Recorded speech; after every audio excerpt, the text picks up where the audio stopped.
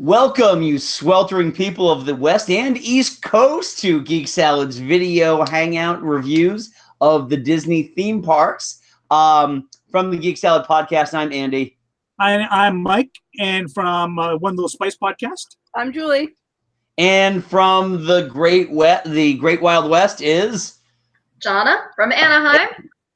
You mean the Great Fiery West? The Great Fiery West, yes. Alas, yes. Yes. And I do personally apologize to all of our Disneyland tourists for the 90-plus degree weather we've been having. And we don't like it any better than you do.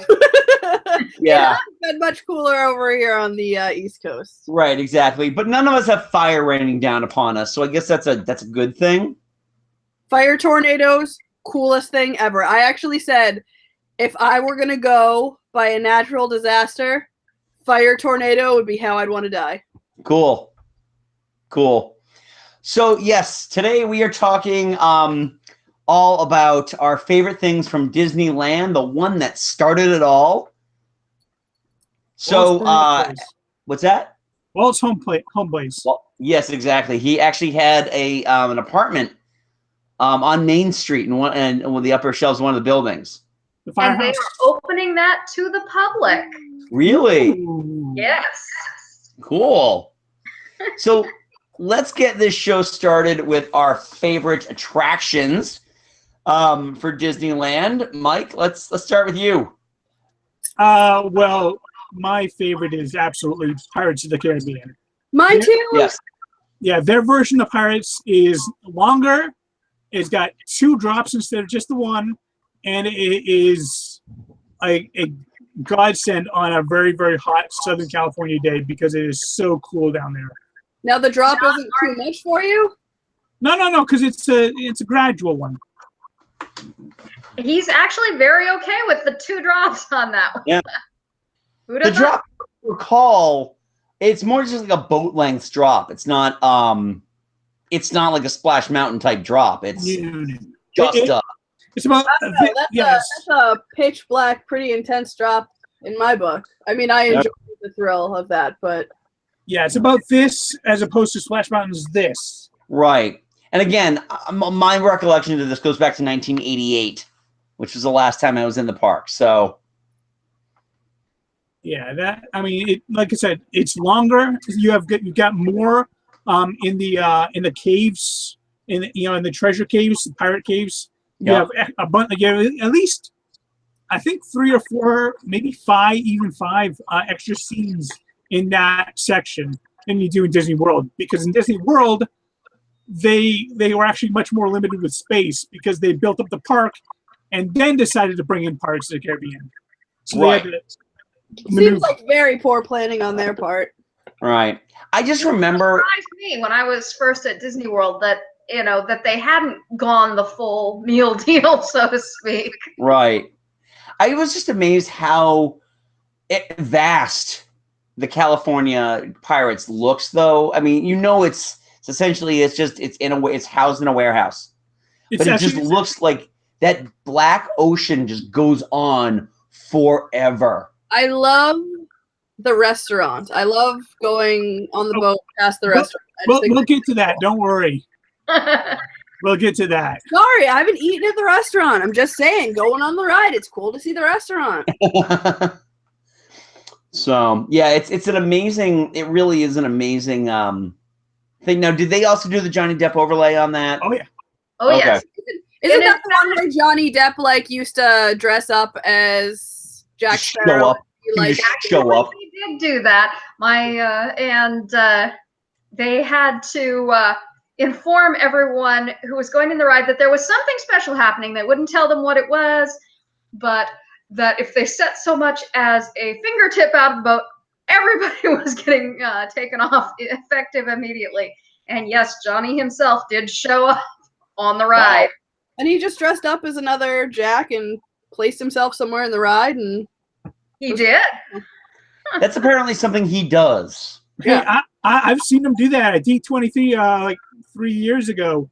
Yeah, he came out in full Jack Sparrow during the live action panel, and he was doing the full costume. I mean, he was acting it out. He was dressed up. He was throwing grapes into the crowd.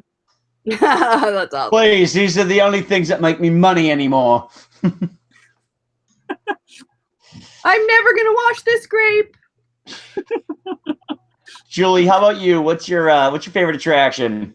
Well, Mike stole mine, so actually, so when I was my favorite attraction is the Abraham Lincoln thing. What's it called? Great conversation. Great moments with Abraham Lincoln. Yes. Amazing. So the only time I've ever been to Disneyland, beelined it in first thing to the right to do this show. And I was so excited because I was the only one there. I'm sitting front and center for this, and then 3 people show up to ruin it for me. Could have been a nice little one-on-one with me and Abraham Lincoln, a little intimate setting with the 2 of us. Nope. Some people had to come and ruin it for me. Some people just have no. Things about that is that it's actually the Disneyland story presenting great moments with Mr. Lincoln. And so there's a ton of Disney history that's actually represented there. And they change it in and out depending on what they want to show at any given time. But they've had his whole office set up in there.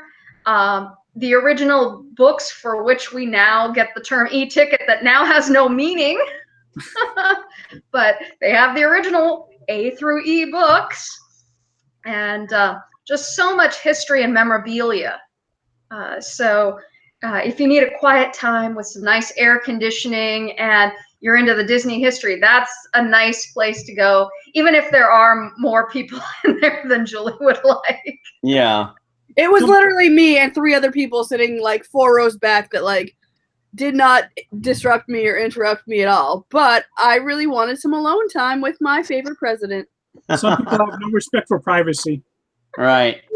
Rude. Jonna, how about you? Well, for me, I guess I have to split 2. One is the Haunted Mansion, because even though the Walt Disney World Haunted Mansion is, I think, a little bit bigger, you guys have some scenes that you guys actually ride through, whereas ours originally was conceived as a walk-through idea. Ooh. And they kept some of that in the where you have moved in from the stretching room. You've gone through the stretching room, but you walk down a long corridor where you have the portraits that change. And at the end of that, you have the busts who always seem to follow you creepily before you actually board onto your doom buggy. But for me, it seems so right that we have a mansion that's a Southern mansion. I mean, is that not the creepiest thing by nature, with the drooping Spanish moss? And you know that this place has to be crawling with spooks and specters. Yeah. And then, of course, they have recently done what in the grand scheme of things might be a fairly minor upgrade, but they finally made it work. Originally, they had conceived of a ghost called the Hatbox Ghost, and they couldn't make the illusion work at the time. So he got consigned to the dustbin, poor ghost. But with modern technology, anything is possible. And now, as you exit the attic, there he is in all his glory, with his head migrating from his shoulders into his hat box, which he holds aloft, and then back again.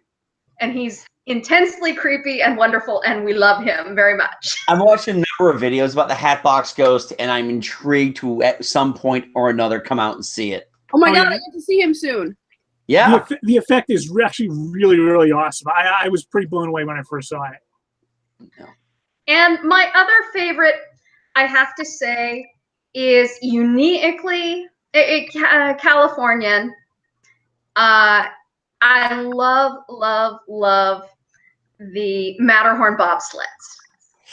Took mine. Mike can tell you how many times I walked into Walt Disney World and said, "You guys don't have a mountain at the end of Main Street where a mountain belongs." I'm just thankful that the line is always like an hour long in sweltering heat, because that way she can never drag me on it again. But I can go on single rider line. Well, I love the Matterhorn. That's like the big, like, I wish we had that out here. It's just funny because I went back and I've watched a bunch of videos on it just to remind myself how cool it was. The fact that there is water involved with it kind of makes the ride a little better. Yeah, I think the closest thing to Walt Disney World version is the one in Animal Kingdom.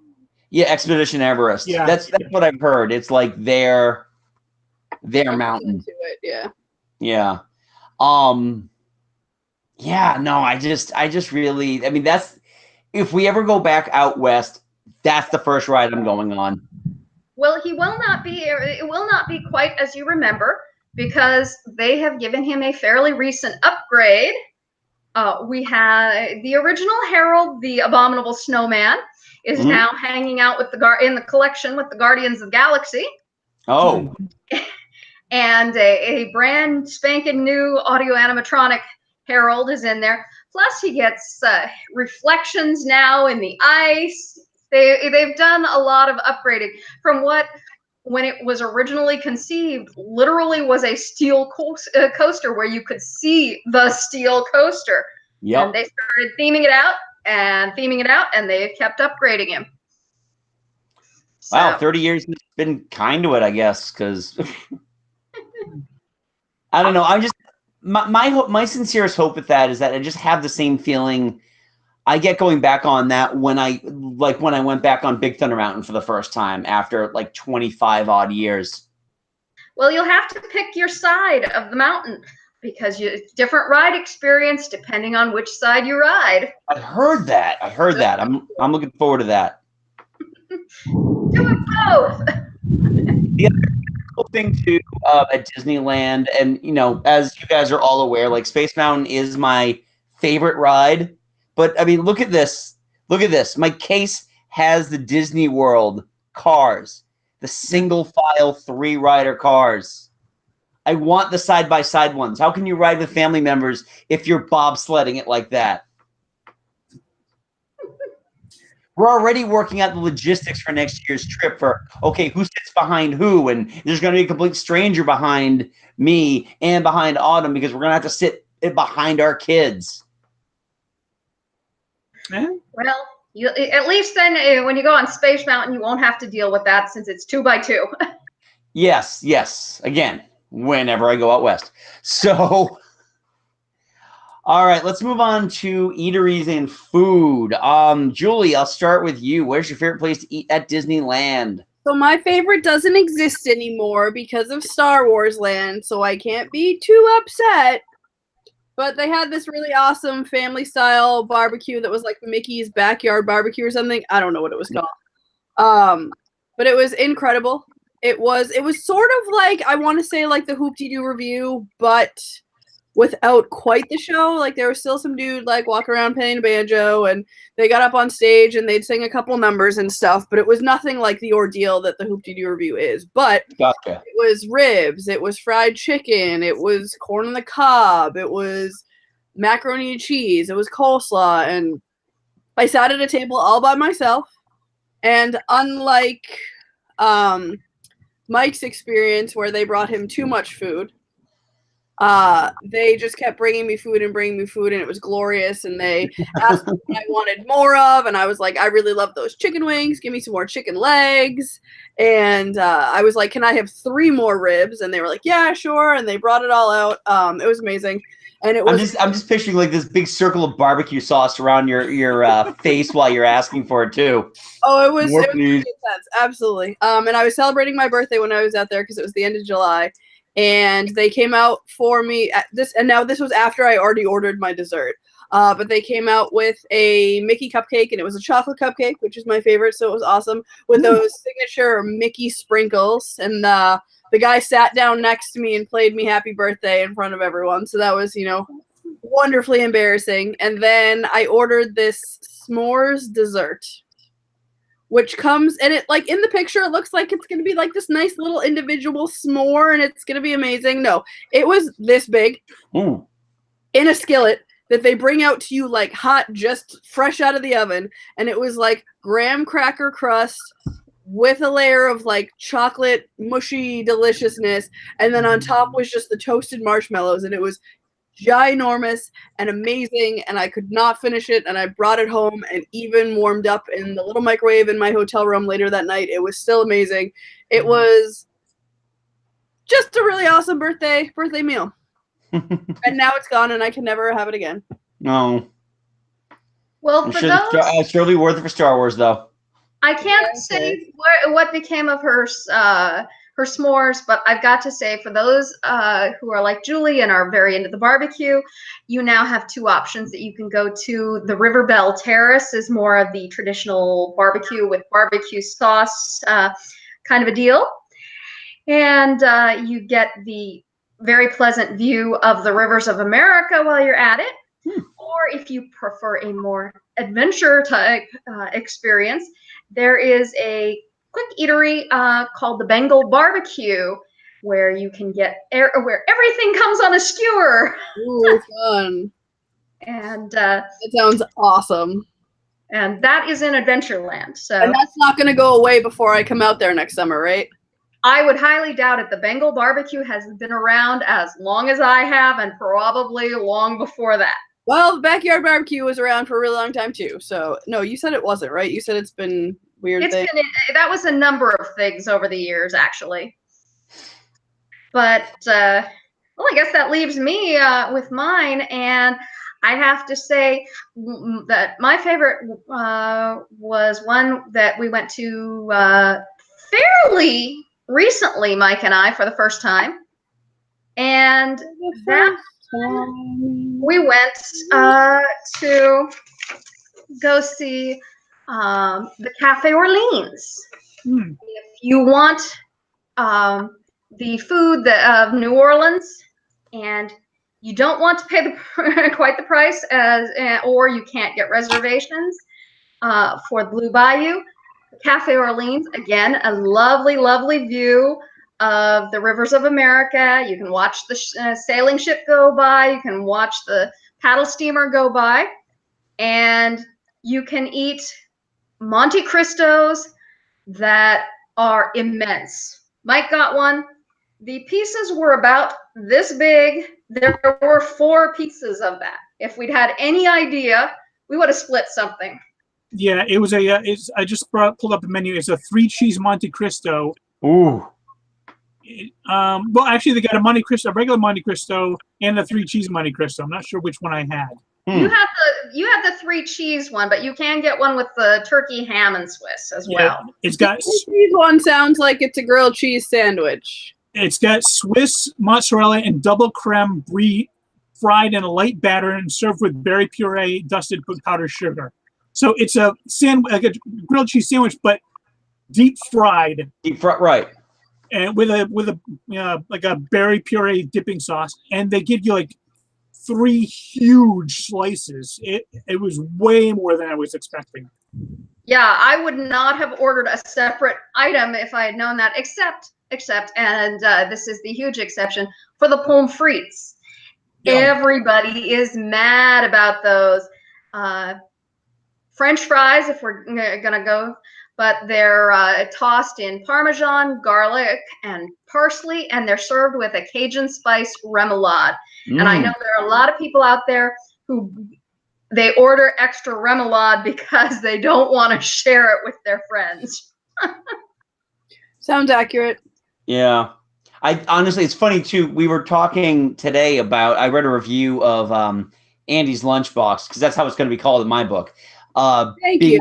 Yes, you're welcome. The first really good counter service at Hollywood Studios. And I remember, like a week before, they got rid of their Monte Cristo sandwich. And one of the podcasts I listened to, the Disneyland Unplugged, their host Pete Werner was like, yeah, it wasn't really like a real Monte Cristo. It wasn't deep fried, so good riddance. And then Autumn's like, where can you get a Monte Cristo on property? I'm like, I have no idea. And now we know if we go out west, I know what she's eating. They have And- Monte Cristo at lunch for at Be Our Guest. No, that's a croak. But never mind. Just ignore me. That's okay. And right now, at the Cafe Orleans, as we're still going through Pixar Fest, they're actually doing a 3-course price fixed meal where it's based on Ratatouille. Is that the one where you get the straw? Pardon? So is that the one where you get the straw? No, that's a separate thing with the beverage. But this came with your a specialty cheese flight with a whole assortment of cheeses, dried fruit, honeycomb, your entree, where honest to God, they make the ratatouille like you saw in the movie, where it's every little finely shaved layer done it there, except they added shrimp to make it more delicious. And it's not prepared by a rat. No, well, as far as you're aware. As Juli, show that. Show what you got. And then you get beignets for dessert. Very beignets. So how can you not love that? Nobody's paying attention. I'm just gonna hold him up until somebody acknowledges Remy. Oh, that's cool. That's adorable. That's a huge straw. That's a straw? Yeah, it's a straw. That's a huge straw. Oh, you were holding it way out. Okay, it looked really big. Yeah, perspective is everything. What about you, Mike? My favorite is the one that Julie was talking about earlier. It is the Blue Bayou restaurant. I mean, you know how in Disney World in the Mexico Pavilion, the ride goes right by the Mexico, like the dining hall area. Yeah, it's just like that, but at Pirates of the Caribbean. You're eating while the ride starts off and goes around you, and it's dark. It's all lit by hanging lanterns, so it's very atmospheric. It looks like it's set in like a southern restaurant outdoors in the night. But there's an amazing sense of privacy. If you've ever ridden the Pirates there, you know that the people going by in the boats can see you, but you cannot see them. So, you feel that you're, like you said, you're in the night, you're alone with your companion, and you're just getting really, really good food in what is, I would say, by far the most romantic dining experience in the park. Oh. Yeah, we've been there twice. Oh.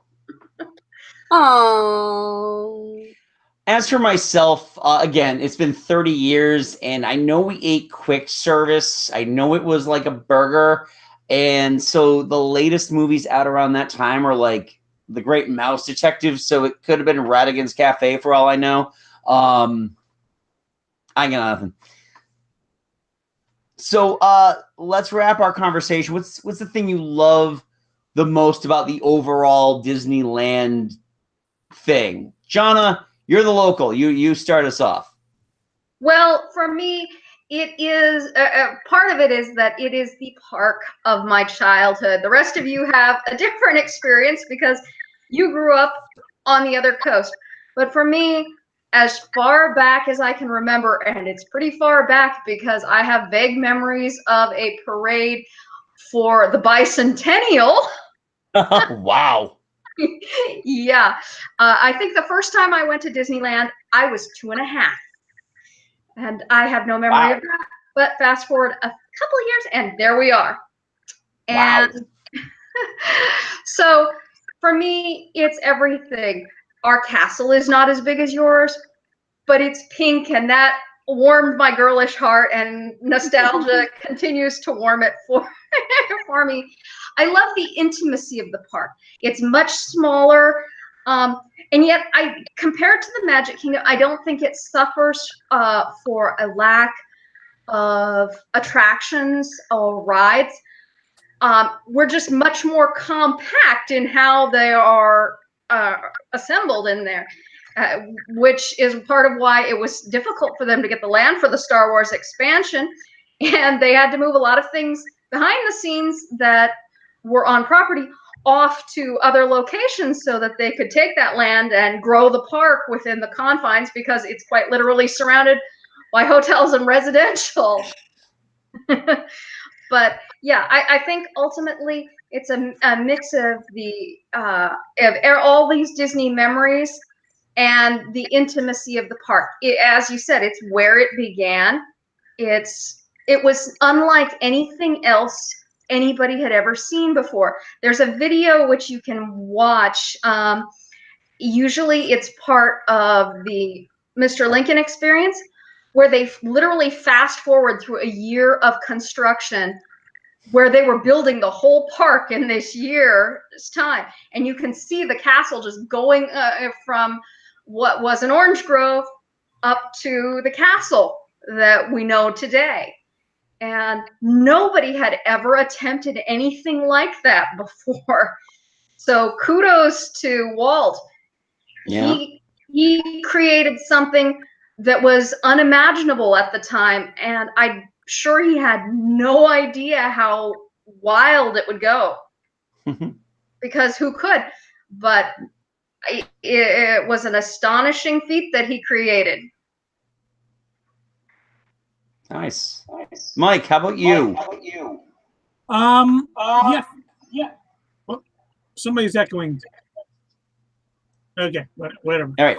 Good. Anyway, yeah, I mean, like I said in my least favorite video, it's the small size means it's limited in scope for a bit, but it also means that when you want to go from like Pirates of the Caribbean to the Haunted Mansion, you have to walk 20 feet as opposed to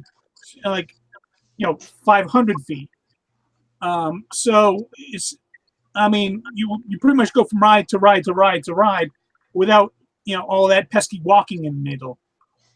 And beyond that, I mean, like Jonna was saying, there is something very special about going to the park that Walt actually physically helped build. I mean, when you walk down Main Street USA, you could at any point say, I am walking, my feet are touching the exact same patch of ground that Walt Disney's feet have touched. You can't say that at pretty much anywhere else. Yeah. And there's something very special about something like that. So that's one of my favorite things about Disneyland. Juli, what about you? What are your thoughts? I mean, it was the original Disney, and you could tell when you go in that it was. It's not, I mean, with Magic Kingdom and Disney World, it's definitely built up. It's, there's been a lot of changes that have been made and things like that. And Disneyland seems to still hold the same nostalgia that it had, when it was originally built. And I think it's really cool because they didn't have as much room. Like, for instance, by the Pirates of the Caribbean, there's this, bridge that you have to walk up, and the intricacy of the details of the railings and everything is very New Orleans, and you just get the feel that you're like walking down a street of New Orleans, and it's just it's a happy feeling. Yeah. Awesome. I think for me, what I love about it is where I discovered Disney magic. I mean, I told this story when we were talking about Star Tours at Hollywood Studios. I went on in the first year of its existence, Star Tours at Disneyland. And up to that point in that visit, I had just done the Teacups and Dumbo. And as a, cynical 15-year-old, I was very underwhelmed by what I saw. I get on Star Tours and all of a sudden it's just like, my ears blow off. And I'm just like, Luke Skywalker. It's like you just, all of a sudden you're immersed in everything. It's like, I think I get it now. And then going on the other rides, going on the Haunted Mansion and seeing the holograms and Pirates of the Caribbean, and just like, this is where I want to be. I love this feeling. I love what this park makes me feel. And it's just something that, I get that now at Disney World, but this is where it started for me. As someone who pretty much has spent almost all of my life out on the East Coast, just that was my discovery point. That was, a week out in California. Really just kind of like brought me home to that. I think Walt would have liked that very much. No, I'd like to think so too. So, I think so that wraps up our. Yes. I think I caught Tinkerbell. See that? Put her down, monster. So that wraps up the parks. We are going to return in about a week. I'm actually going on vacation. I'm going to be in the wilds of Maine next week, where we are going to Storyland. Oh, awesome! And I told my dog, I told everyone, you got to wear a hat so you don't burn your scalp or anything like that. She digs out her baseball hat she got from her trip to Disney World. Then it's a white Mickey Mouse hat with like the rhinestone bedazzled Mickey on it. And my wife puts the hat on her and goes, "You're going to walk into that park and they're going to look at you and go, 'Excuse me, my bar is set very high right now.'" So, yeah, it's going to be one of those things where we're not going to, we have to take it for what it is. It's not a Disney park. I've been to Storyland before. It has its own certain charm, but there's going to be a whole lot of, okay, we're going on not the Jungle Cruise right now. And we're going to meet not Disney Cinderella. And oh gosh. So we're going to take a week off, and then we're going to go back. When we return, we're going to discuss the resorts. It may be a 1 or 2 episode show where we're going to discuss things we like about our favorite resorts we want to stay at, restaurants on the resorts we want to try out at some point. So I think it appeals to everybody. So what do we have to promote this week, everyone? Who's going first? Juli, you might as well go now. Oh, man. All right. So I have the One Little Spice podcast, the Disney food podcast that isn't afraid to go into the Taste Lab. We just released an episode about Monsieur Paul's, so that was a super awesome. It's a very long episode. We had a lot to say. But we talk about Disney food every week. We have different months. This month we are talking about 2 credit meals, so some signature meals. So we're really excited about that. Next week we are talking about Artist Point, though, so that one will be a struggle. But you can find us on Podbean. We're onelittlespice.podbean.com. And we're on Spotify. And we are on iHeartRadio now, too. Wow. So cool. Good job. And then I tried to take a screenshot of it to show everyone, but it doesn't actually have the iHeart logo anywhere on it. So I was like, not sharing that. But we're on iTunes, Google Music, Stitcher. We're on TuneIn, so if you have an Echo, you can ask Alexa to play the One Little Spice podcast, and she plays our most recent episode. So that is super cool. We are on YouTube. We are the Taste Lab. We do videos of us making some of the food from Disney. We'll either have a Disney recipe or we recreate it ourselves. Hopefully in the next couple weeks we will get out the... What did we do last? We did Morocco, so we did a 7-vegetable couscous with some chicken. And then the next month's vlog is going to be the chopped Cobb salad from the Hollywood Brown Derby. So we're really excited about that. I'm excited about that. What? I'm excited about that. Oh, it's awesome. It came out great. We already recorded. I love Cobb salad. I love Cobb salad, so. But we also have a Patreon exclusive Magical Snack Corner. Right now we're talking about all things Food and Wine Festival, so we're going in depth about all of the booths and all of the food that they have. So each week we're doing a few different booths to get through it all, and that's a 9-week series, so that'll get us through the end of Food and Wine. So www.patreon.com/onelittlespice, and you will get access to those as well as some other awesome exclusives there. We're on TeePublic if you want to get t-shirts or mugs or cell phone cases. You can search One Little Spice there, or it's in the link on all of our podcasts. And I think that's it. All right. Oh, we're also on Twitter and Instagram at One Little Spice on Twitter and _little_spice. And we have a One Little Spice group on Facebook that's awesome, where we all talk about Disney food and awesome Disneyness all the time. Jonna, what do you got to promote this week?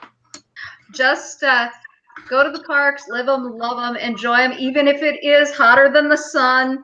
That's why they make air-conditioned gift shops. Yeah. No, that's why they make the Pirates of the Caribbean. This It is is nice. Also, why they make the America ride with Abraham Lincoln. There you go. And as for Mike and I, we host Geek Salad, which is available at geeksalad.podbean.com. Also available on Stitcher, iTunes, Spotify, Google Music. So if you go to Google Home, you can also check us out too. We are also available here on our, yes, exactly, Julie, do the next thing. We are also available here on the YouTube channel, which is Geek Salad. Please feel free to comment below about any of the stuff you love about Disneyland, anything we missed. Don't forget to like this video, subscribe, hit the bell to be notified. We love notifying people when we have new videos, even though this month has been a little kind of frantic. And for our crazy. Yeah. But our next upcoming episode is going to be coming up actually this Sunday, August 12th. We recorded last week we recorded our 10th anniversary show. That'll be up on August 12th because we're timing it to hit the exact 10-year anniversary of Geek Salad. Now the interesting thing is it was also a Sunday when we recorded. That's awesome. Just dawned on me that was the case. So yeah, so it's going to be another Sunday for that one. And our topic on that are the top moments and movements of geek culture over the course of the last 10 years. So a lot of fun stuff. It is a lively conversation, which only has a lot of swearing in it.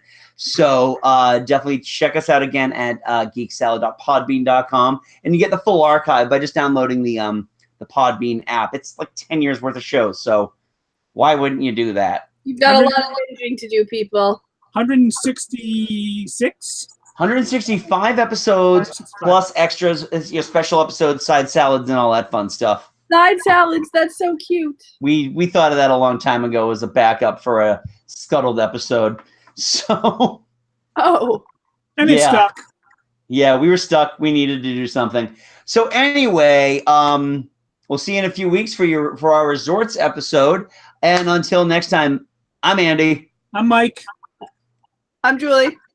And I'm Jonna. Go forth, have a magical day, and guys, Hakuna Matata. Hakuna Matata.